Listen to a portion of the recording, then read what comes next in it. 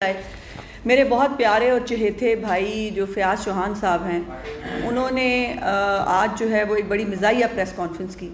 और मेरा कोई प्रोग्राम नहीं था आपको दोबारा तकलीफ़ देने का, लेकिन उन्होंने बहुत सारे ओन गोल भी किए। और उसके बाद मुझे पहले मैं सोचती थी और हमेशा मैं इस बात पर समझती थी कि जो चांद साहब के साथ ज़्यादती होती है कि उनको पकड़ते हैं कान से और कान पकड़ के जो है वो निकाल देते हैं बग़ैर बताए। लेकिन आज मुझे इस बात का यकीन हुआ है कि चौहान साहब जो हैं वो बिल्कुल अपने उस्मान बुज़दार की तरह उतने ही नालायक, उतने ही अनपढ़ और उतने ही कानून से फारिग आदमी हैं। और आज जो उन्होंने गुफ्तगू फरमाई, शुरू उन्होंने किया शहबाज शरीफ साहब के दौर के ऑडिट पैराज के साथ। और मुझे जो है वो समझ नहीं आती कि DGPR में कोई एक बंदा भी नहीं है जो अपने वज़ीर साहब को मुंह खोलने से पहले कम से कम उनको बता ही दिया करे, उनको समझा ही दिया करे कि आप क्या कह रहे हैं, क्या कहने जा रहे हैं। ऑडिट पैराज की उन्होंने शहबाज साहब के दौर की बात की और साथ ही उन्होंने जो है वो क्रेडिट लिया कि वो इस दौरे हुकूमत में उस्मान बुज़दार साहब ने बड़ा एहसान किया पाकिस्तान के ऊपर और उन्होंने जो है ऑडिट पैराज पे इम्प्लीमेंट कराया और वो किया। प्यारे चौहान साहब, ज़रा चेक कर लीजिए, आप तो पता नहीं कहाँ बैठ के गुफ्तगू फरमाते हैं। मैं PAC 2 की मेंबर रही हूँ और PAC 2 के अंदर सिर्फ शहबाज शरीफ साहब के बनाए हुए प्रोजेक्ट्स का आज तक ऑडिट हुआ है, जिसमें ऑरेंज लाइन भी शामिल है, जिसमें उनकी मेट्रोज भी शामिल हैं, जिसमें उनके साफ़ पानी का प्रोजेक्ट भी शामिल है, जिसके अंदर बाकी जो 56 कंपनियों का उन्होंने जिक्र भी किया कि मैं इस पर बात करूंगा। फिर मेरा ख्याल था शर्म से या डूब मरने की बात करेंगे या माफ़ी मांगेंगे कि वो 56 कंपनियों के बारे में तो लाहौर हाई कोर्ट के अंदर भी जाके पंजाब हुकूमत, इनकी पंजाब हुकूमत लाहौर हाई कोर्ट में रिटर्न लिख के दे के आई कि 56 कंपनियों में कोई बेज़ाब्तगी नहीं थी और उसके पास उनका कोई सबूत नहीं था। तो या तो शर्म से जो है आज जो ज़बान उन्होंने इस्तेमाल की, मैं इनको कहना चाहती हूँ वेलकम बैक।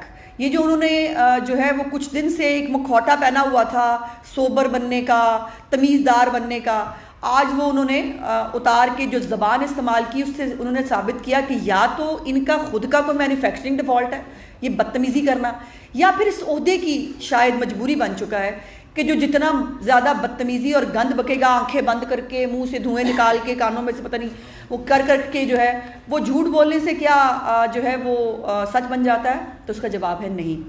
PAC 2 के अंदर तमाम ऑडिट पैराज जो है ऑडिट पैराज बनते हैं हर दौरे हुकूमत में, और ये इनको मालूम नहीं है शायद ऑडिट पैरा बनना और जो आपकी करतूतनामा ऑडिटर जनरल ने जो दिया है, इन दो चीज़ों में बिल्कुल मुख्तलिफ चीज़ें हैं। एक मशरिक़ है, एक मगरिब है।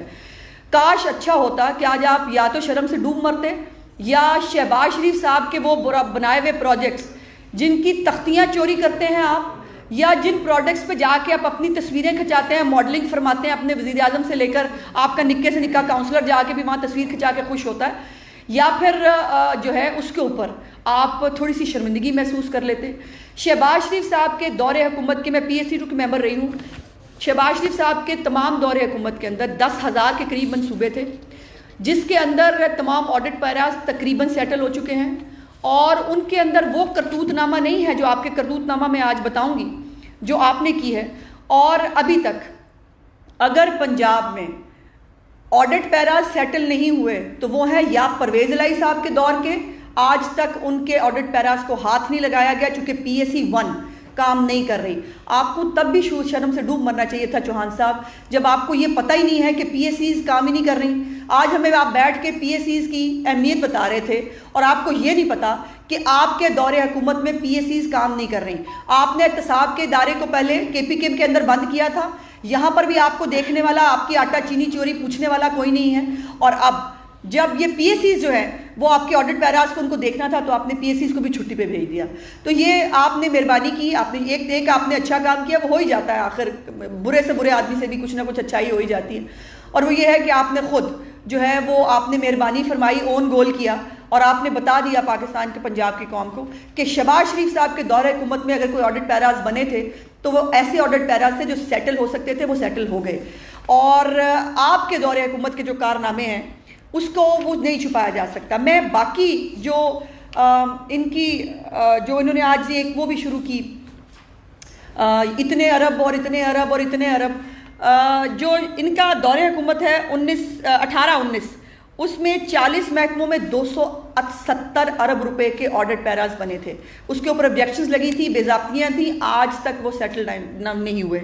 2019-20 में इनके 25 अरब 18 करोड़ रुपए के 16 ऑडिट पैराज हैं, इनका रिकॉर्ड नहीं है। आप जो कुछ कहते थे ना दूसरों के ऊपर, घूम फिर के जब आप पे आता है तो मुझे अल्लाह ताला की ज़ात पे बड़ा रश्क आता है कि परवरदिगार तू बहुत रहीम और करीम है कि जो कोई बोलता है उसको वो काटना पड़ता है। आपको बड़ा वो होता था कि ये आग लग जाती है, फलाना लग जाता है, अब ये बुज़दार साहब के इलाके में आग लग जाए, उनके इलाके में जो है वो रिकॉर्ड जल जाए तो वो जायज़ होता है। और यहाँ तो आप रिकॉर्ड जमा ही नहीं करा रहे। आपने 16 ऑडिट पैरिस जो हैं, जो 25 अरब 18 करोड़ रुपए के हैं, उसका रिकॉर्ड जमा नहीं कराया। 2019-20 की बात कर रहे हैं। और 2020-21 में चौहान साहब 268 अरब रुपए का रिकॉर्ड गायब है। क्या है? 268 अरब रुपए का रिकॉर्ड। अब ये मेरी तमाम बातों के बाद ना वो धुआं निकाल के आंखें बंद करके मस्ताक करने की बजाय किसी पढ़े लिखे बंदे से पूछ लीजिएगा कि इसका मतलब क्या होता है। और इसका रिकॉर्ड गायब है, जिसके अंदर 56 अरब रुपए की करप्शन जो है, जिसका रिकॉर्ड मिला है वो अलहदा है। सो ये जो आपके कारनामे हैं, इसके अंदर जो मुख्तलिफ महकमों के अंदर आपने मुर्दों को पेंशन दे के पैसे खाए हैं ना, जिसका नादरा में रिकॉर्ड नहीं है, अभी मैं उसकी बात नहीं कर रही। जो आपने गैर कानूनी रमज़ान बाज़ार के ठेके दिए और वो किए, मैं उसकी बात नहीं कर रही। अभी जो आपने पुलिस की जो यूनिफॉर्म खरीदने पे जो आपने पैसे खाए हैं, अभी मैं उसकी बात नहीं कर रही। अभी आपने जो ठेके जो है वो गलत दिए हैं, जो कमर्शलाइजेशन फीसों के अंदर आपने घपले किए हैं, अभी मैं उसकी बात नहीं कर रही। आज मैं सिर्फ और सिर्फ कोरोना फंड के हवाले से बात करना चाहती हूँ। ये सिर्फ एक कारनामा और एक करतूत है आपकी, जो मैं आवाम के सामने आज लाना चाहती हूँ। और ये मैं नहीं कह रही, मुझ पर गुस्सा करके कोई फ़ायदा नहीं। वो जो है ना, वो आपकी हसरतें और आपके दुख जो है, मुझे जो है वो आप पे काफ़ी मतलब तकलीफ़ होती है आपको देख के इस हालत में, लेकिन क्या करूँ। आपने जो कोरोना फंड के हवाले से ऑडिटर जनरल ऑफ पाकिस्तान ने और जो रिपोर्ट शाया हुई है, उसमें जो फेडरल गवर्नमेंट के अंदर उन्होंने कहा कि जो है वो अरबों रुपए की करप्शन फेडरल गवर्नमेंट के कोरोना फंड के अंदर है। और उसके बाद ये रिपोर्ट जो है ये छुपाई गई, इसको मैनेज करने की कोशिश कराई गई, और उसके बाद 12 अरब से चल के वो रिपोर्ट जो है वो 2 अरब पे लाकर जो है वो शाया की गई, जिसके अंदर बहुत सारी चीज़ें छुपाने की कोशिश की गई। लेकिन उसके बाद जब सेक्रेटरी हेल्थ साहब से पूछा गया कि ये कोरोना के फंड्स की क्या हेराफेरी है, तो उन्होंने कहा जी ना पूछे, हमारे जो है वो बंद हो जाएगी इमदाद। तो ये है ये सादिक और अमीनों की असलियत। और जो पंजाब में है, पंजाब में 15 अरब रुपए का कोरोना फंड गलत इस्तेमाल हुआ है, कोरोना फंड खाया गया है। ये जो ज़कात और खैरात खाने के आदी थे ना, इन्होंने कोरोना भी नहीं छोड़ा। हमसे भी आपने जो है वो अरबों रुपया इकट्ठा किया गरीब पाकिस्तानियों से भी कोरोना के नाम पे, और आप नेशनल असम्बली के अंदर ये जवाब जमा कराते हैं कि वो कोरोना फंड आज तक कहीं इस्तेमाल नहीं हुआ, जैसे डैम फंड नहीं हुआ था। जैसे डैम फंड भी आपने पाकिस्तानियों का खून नचोड़ के आपने डैम फंड लिया, वो भी आपने नहीं लगाया, कोरोना के पैसे भी आपने नहीं लगाए। और जो आपको पैसे दिए गए उसके अंदर 3-4 बड़ी इंपॉर्टेंट चीज़ें हैं। ये भी मेहरबानी है चौहान साहब की। जब मैंने पिछली दफ़ा बात की तो मैंने कहा कि बुज़दार साहब ने जो है वो हेलीपैड बनवाया जाने के लिए, उन्होंने कहा उसमें क्या बुराई है, उसमें क्या होता है। चौहान साहब उसमें बुराई ये है, कोरोना फंड के अंदर से आपने उन पैसों को बुज़दार साहब के हेलीपैड बनाने के लिए इस्तेमाल किया है। ये खराबी है। आप अपने डॉक्टर्स को किट्स नहीं दे सके, आप अपने हिफाजती अमले को जो है वो आप उनको इंजेक्शन नहीं लगवा सके, आप कोरोना वैक्सीन नहीं खरीद सके, लेकिन कोरोना फंड के अंदर से उस्मान बुज़दार का 25 लाख रुपए का हेलीपैड जायज़ है। ये इस तरह की बातें और इस तरह की घटिया हरकतें यकीनन आप ही से एक्सपेक्ट की जा सकती हैं। अब आगे आइए। उसके बाद जो इल्ज़ाम है 15 अरब के फंड के ऊपर, वो ये है कि इसमें बोगस बिलिंग हुई है, इसमें महंगी ख़रीदारी की गई है, और इसके अंदर कागजात जो है उनका कोई रिकॉर्ड मौजूद नहीं है। ये 3 इल्ज़ाम है आपके ऊपर, बोगस ख़रीदारी, महंगे ठेके और रिकॉर्ड का ना होना। अब इसको, इन चीज़ों को जस्टिफाई जब आप करेंगे ना, इन चीज़ों का जवाब आपको देना है। दूसरों पे इल्ज़ाम लगा के इससे आप बरीज़िम्मा नहीं हो सकते। 3-4 चीज़ें बताती हूँ आपको। इसके अंदर जो 61 करोड़ रुपए की 61 करोड़ रुपए की दवाई की जो कंपनियां हैं, जो चंद मशकूक कंपनियां हैं, उनसे महंगी ख़रीदारी की गई है 61 करोड़ रुपए की। जियो के हमारे बहुत अच्छे इन्वेस्टिगेटिंग जर्नलिस्ट हैं जाहिद कचकोरी साहब, उन्होंने भी इसके ऊपर बहुत एक डिटेल स्टडी की, वो भी इसके ऊपर बहुत सारी चीज़ें सामने लेके आए।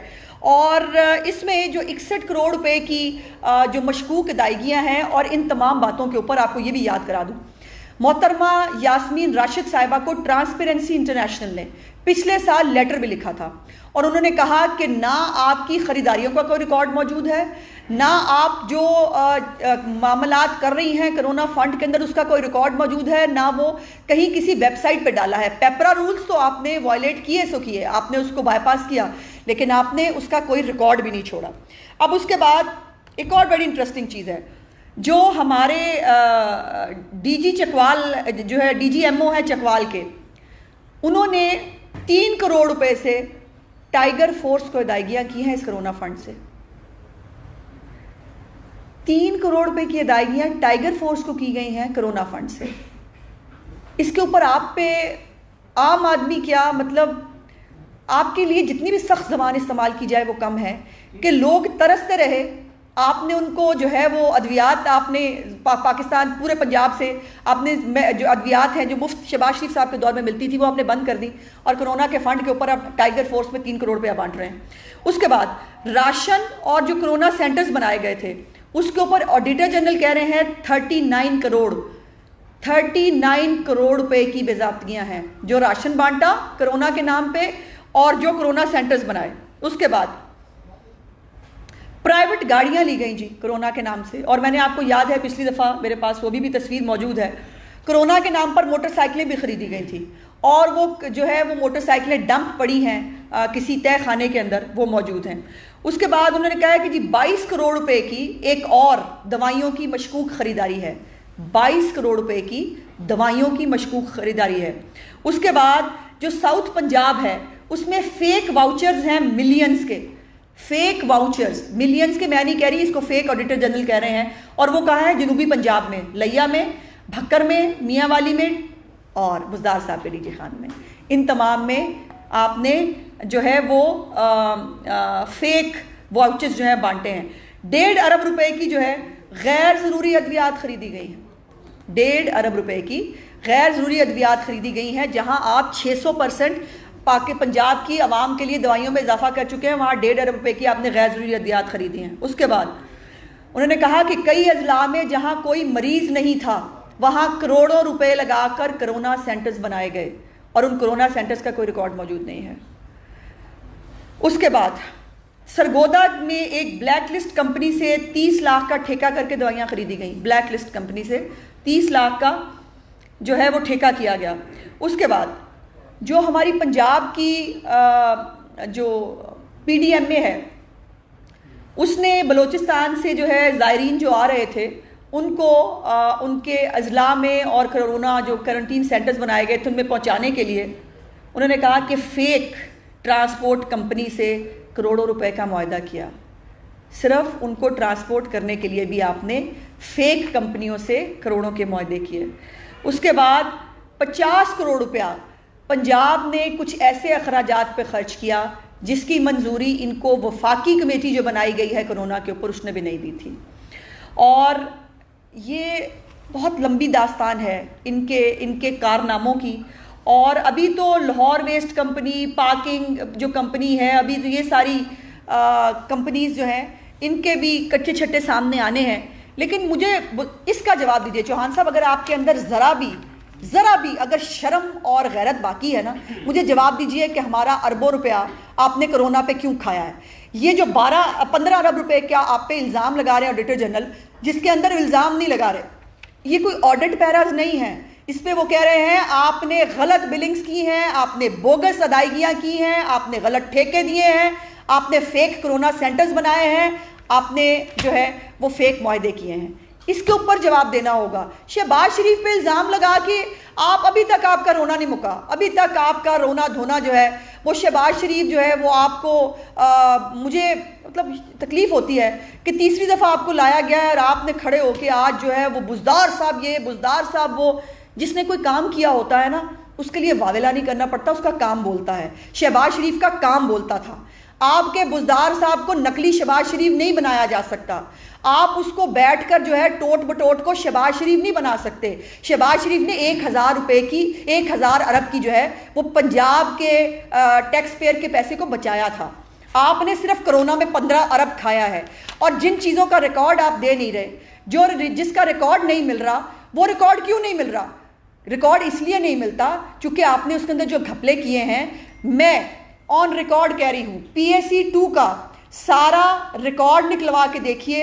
हम उस वक्त तक मेंबर थे PSC 2 के अंदर, जहां पर शहबाज शरीफ साहब के दौरे हुकूमत के तमाम ऑडिट पैराज सेटल भी हुए और वहां पर इस तरह की बेज़ाब्तियां और ये बेहूदगियां जो है वो नहीं हुई थी जो आपने तो जब डेंगी आया था, शहबाज शरीफ साहब ने डेंगी के ऊपर काम भी करके दिखाया, ख़त्म भी किया, और आज तक उस डेंगी के ऊपर 1 रुपए का कोई इल्ज़ाम नहीं लगा सका। और आपके दौरे हुकूमत में ये कोरोना आया और जो आप एक करप्ट और नालायक और नाहल तो है ही, आप बेहिस लोग भी हैं।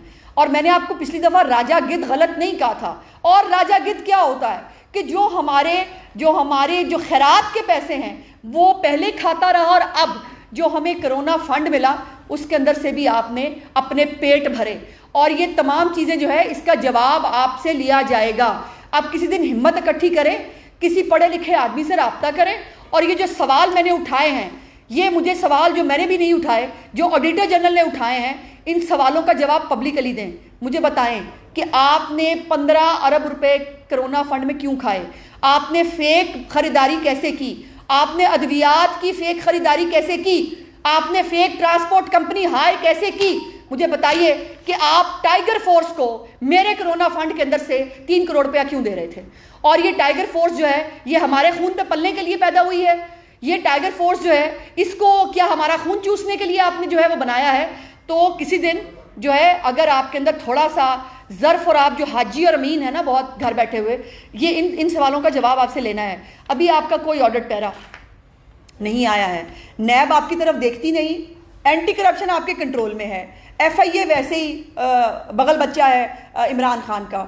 और जो PSCs होती हैं जिसकी अहमियत आज आपने बहुत बताई पंजाब की आवाम को, उस PSCs के ऊपर ताला लग चुका है। PSC 1 कभी बनी ही नहीं जिसको हमदा शहबाज को। और हाँ, ये ऑडिट पैराज जिस दौर में बने थे और जिस दौर में ये ऑडिट पैराज बना के भेजे गए, उस दौर में महमूदुर रशीद साहब ऑपोजिशन लीडर थे।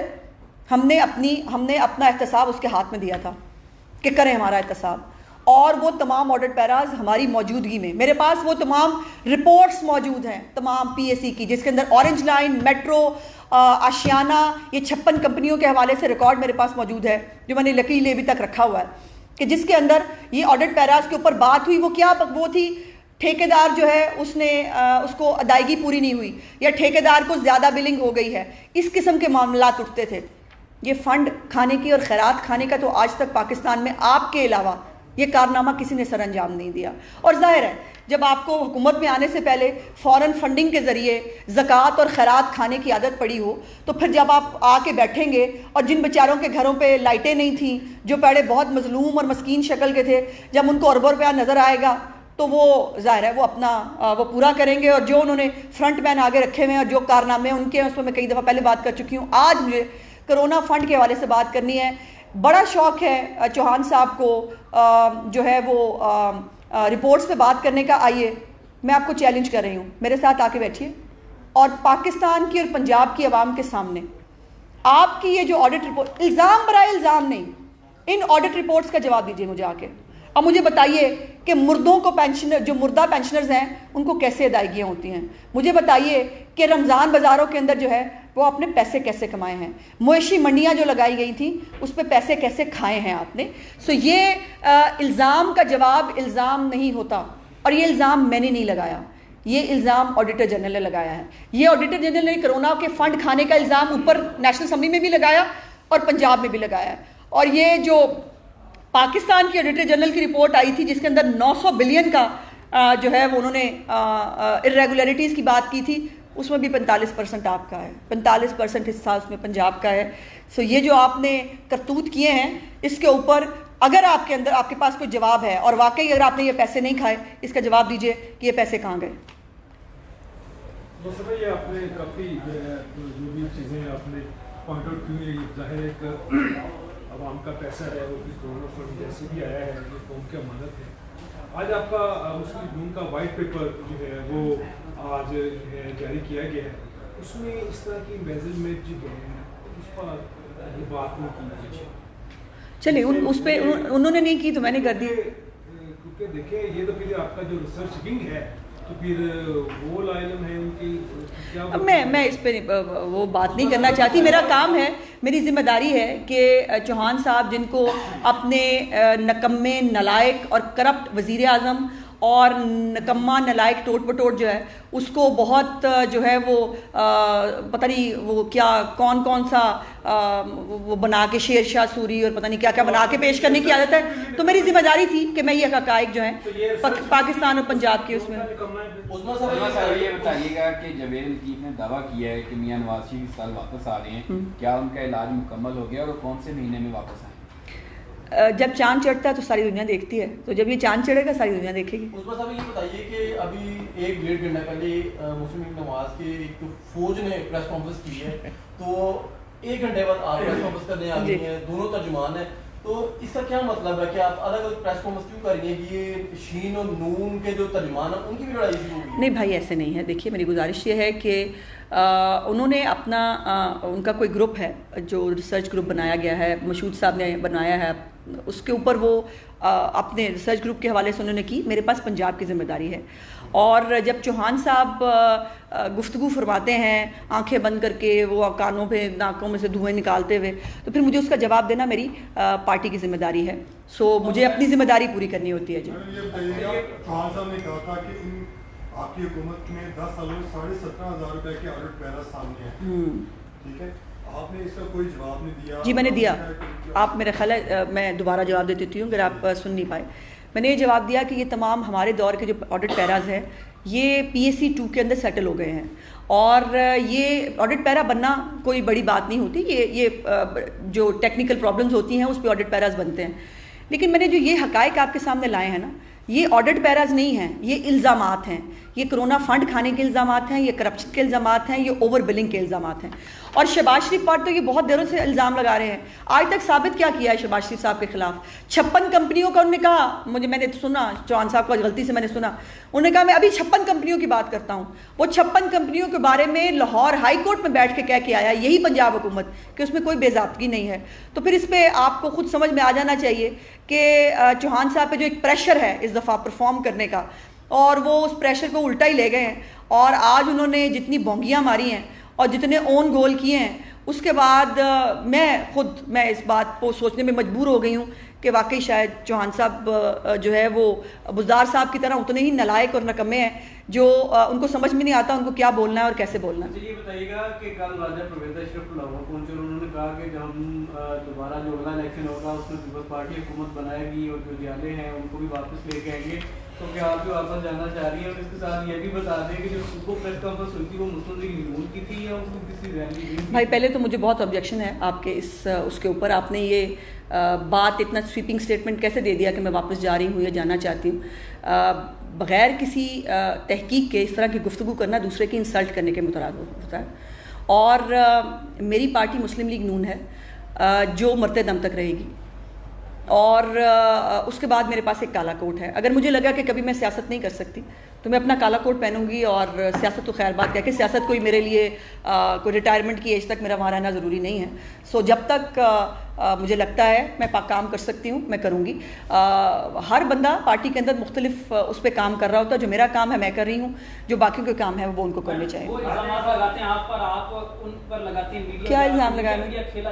क्या इल्ज़ाम लगाया भाई मैंने? आपने जी मेरे प्यारे भाई, मैंने नहीं लगाया ये इल्ज़ाम। ये ऑडिटर जनरल की रिपोर्ट से मैं निकाल के लाई हूँ। अगर ये मैंने घर बैठ के मेरी खाला जी ने रिपोर्ट बनाई होती तो फिर आप मुझ पर इल्ज़ाम लगा लेते। ये रिपोर्ट ऑडिटर जनरल ने बनाई है, जो ना मैं खालू लगते हैं ना मेरे चचा के भाई बेटे हैं। सो ये उनकी रिपोर्ट है, और इस रिपोर्ट पर जवाब मुझे नहीं देना, इस रिपोर्ट पर जवाब पंजाब हुकूमत को देना है। उनको मेरा सवाल उठाने से पहले इनका जवाब देना चाहिए था। लेकिन उनके पास जब उनसे देखिए उन्होंने क्यों किया आज प्रेस कॉन्फ्रेंस, उन्होंने कहा कि मेरा नाम लेके कहा, और वो अपनी तरबियत के मुताबिक उन्होंने वो ज़बान भी इस्तेमाल की जो वो उनका वतीरा है। चंद दिनों के लिए सोबर बिहेव कर रहे थे वो। पर वो उन्होंने जो है उन्होंने कहा कि मेरे इल्ज़ामात के बाद जो मैंने बाकी जो एक प्रेस कॉन्फ्रेंस की थी जिसके अंदर मैंने बाकी पूरे महकमे जो हैं उनके बारे में बात की थी, सिर्फ कोरोना के ऊपर मैं चाह रही थी कि लहजा से बात हो, और उसका जवाब उन्होंने शहबाज शरीफ साहब के ऑडिट पैराज ला के दिखा दी जो सेटल हो चुके हैं 80-90% के करीब। अब जो उसका जवाब ये आपको उनसे पूछना चाहिए अगली दफ़ा जब वो बैठेंगे ना, तो ये कहेगा कि शहबाज शरीफ नामा पढ़ने की बजाय ये बताइए कि आपने कोरोना के 15 अरब रुपए क्यों खाए हैं। ये सवाल उनसे बनता है, मुझसे नहीं। अच्छा अज़मी, ये बताइएगा कि हुकूमत तो नाकामी है, नालायक है, नहीं काम कर रही, लगता है ऐसा कि अपोजिशन उससे ज़्यादा नाकामी है, जिसको शायद अपोजिशन करनी नहीं आती है, इसकी आदी नहीं है, ना पंजाब असम्बली में आप वो रोल प्ले कर सके इतनी स्ट्रॉन्ग अपोजिशन होने के मुताबिक। बिलावल भुट्टो ज़रदारी आपको इतनी अच्छी ऑफर करा चुके हैं कि आए उस्मान बुज़दार की हुकूमत को गिराते हैं, तो संजीदा क्यों नहीं हो रहा? देखिए, एक तो मुझे ये इख्तलाफ है आपका कि पंजाब हुकूमत काम नहीं कर रही। पंजाब हुकूमत बहुत काम कर रही है, वो अरब रुपये खा रही है, छोटा काम नहीं होता, ये बहुत बड़ा काम, ये बहुत बड़ा काम होता है। और कोरोना फंड खा लेना भी, ज़कात खैरात खा लेना बहुत बड़ा काम होता है। और जहाँ तक हमारी बात है, देखिए बिलावल साहब की बात पे तो सिर्फ एक जुमला मेरे अचानक से दिमाग में है कि मर ही ना जाते जो एतबार होता। बिलावल साहब को जब वो जो है इस हुकूमत के ख़िलाफ़ कुछ कर सकते थे तब वो भाग गए, और अब जो है वो हमें दर्स ना दें, हमें बिलावल साहब से दर्स की ज़रूरत नहीं है। उन्होंने पीडीएम खुद छोड़ी है और पीडीएम जो है वो अपना लाहेमत दे चुकी है। हम सिर्फ ये है कि बग़ैर किसी एम्पायर की उंगली के हम अवाम के सर के ऊपर जो है वो अवाम के पास जा रहे हैं, उनसे रब्ता कर रहे हैं। हमारा मियाँ नवाज शरीफ साहब जो हैं और शहबाज शरीफ साहब ने मुस्लिम लीग नून की जो तंजीम है, तंजीम साजी के हवाले से भी और पार्टी के मामलात के हवाले से भी जो है वो बहुत जल्द मैं आपसे शेयर करूंगी। एक प्रोग्राम तरतीब दे दिया जा चुका है जिसमें मियाँ शहबाज शरीफ साहब और मियाँ नवाज शरीफ साहब भी जो है वो हमारे साथ शामिल होंगे। हर डिवीज़न लेवल पर जो है वो आवाम से, कारकुनों से, तंजीमों से रब्ते जो हैं वो हम कर रहे हैं, और इंशाअल्लाह ताला एक भरपूर मुस्लिम लीग नून की तरफ से एक एक्टिविटी आपको नज़र आएगी। लेकिन हमारी और उनकी एक्टिविटी में फ़र्क यह है कि हमारा लंदन प्लान नहीं है और हमारे पास कोई एम्पायर की उंगली नहीं है। हम अल्लाह ताला की ज़ात और नीचे अवाम की ताकत से इंशाअल्लाह इस अवाम को इसको फेस करेंगे। इतना कुछ फेस करने के बाद उफ ना करना, हमने क्या नहीं फेस किया। हमारे तमाम लीडरान ने नैब फेस नहीं की, एंटी करप्शन फेस नहीं की, FIA फेस नहीं की, सब कुछ फेस किया। और फेस करके भी हमने कभी अदालतों के जो है वो पुलिस स्टेशन पे हमले नहीं किए इमरान खान की तरह। हमने कभी पार्लियामेंट के ऊपर लानते भेजकर वहाँ पर जो है वो चढ़ाई नहीं की। हमने PTV की नशरियात बंद नहीं कराई, और हमने कानून और आइन के अंदर, तरीक़ाकार के अंदर रहते हुए अपोजिशन का रोल प्ले किया। अगर आपको लगता है सिविल नाफरमानी अपोजिशन का काम है, अगर जब जो है 11 रुपये यूनिट बिजली का बिल था तब इमरान खान जलाते थे तो बहुत कौम की खिदमत करते थे, और आज जब 25 रुपये 23 रुपये जो है वो यूनिट है तो पाकिस्तान की बहुत खिदमत कर रहे हैं इमरान खान साहब। तो वो आपके सामने है। नवाज शरीफ अगले साल तक वापस आ जाएंगे। नवाज शरीफ साहब का अपना मुल्क है और वो जिस भी वक्त वापस आ सकते हैं, जैसे ही डॉक्टर्स उनको इजाज़त देंगे। वो एक लम्हा भी लंदन नहीं रहना चाहते, ये मेरी बात लिख लीजिए। डॉक्टर्स की कुछ तो सिफारिशात और कुछ पार्टी की तरफ से हमारा ये बड़ा कंसिडर्ड ओपिनियन है कि नवाज शरीफ साहब की ज़िंदगी को ख़तरा है इमरान खान के होते हुए इस मुल्क के अंदर। इमरान खान हर हाल हर हद तक जाना चाहता है नवाज शरीफ साहब के ख़िलाफ़। वो आज तक नवाज शरीफ, उनके मुताबिक नवाज शरीफ साहब की सियासत ख़त्म हो चुकी है, लेकिन आज भी पूरे मुल्क की सियासत नवाज शरीफ के नाम के इर्द गिर्द घूमती है। इमरान खान की तकरीर नवाज शरीफ से शुरू होती है और नवाज शरीफ पे, शहबाज शरीफ पे ख़त्म हो जाती है। सो इसलिए नवाज शरीफ साहब जो हैं उनको इमरान खान की, हम उनके बुग़्ज़ और हसद की भेंट नहीं चढ़ने देना चाहते। लीडर रोज़ रोज़ नहीं बनते, लीडर जो हैं वो सदियों में पैदा होते हैं, और हम इमरान खान के हाथों उनको ज़ाया नहीं कराना चाहते। इन्फॉर्मेशन नहीं है या फिर आपको इन्फॉर्मेशन नहीं है, वो दावा कर रहे हैं कि वो वापस तो मैंने क्या कहा? कि इलाज कराकर मैंने क्या कहा? मैंने कोई डेट नहीं दी और मैंने कोई बात नहीं की। मैंने ये कहा कि बहुत जल्द मुल्क में वापस आएंगे, और जैसे ही डॉक्टर्स उनको जो है वो इजाज़त देंगे वो मुल्क के अंदर वापस होंगे, और इसके अंदर कोई भी दो बयान नहीं है। बहुत शुक्रिया।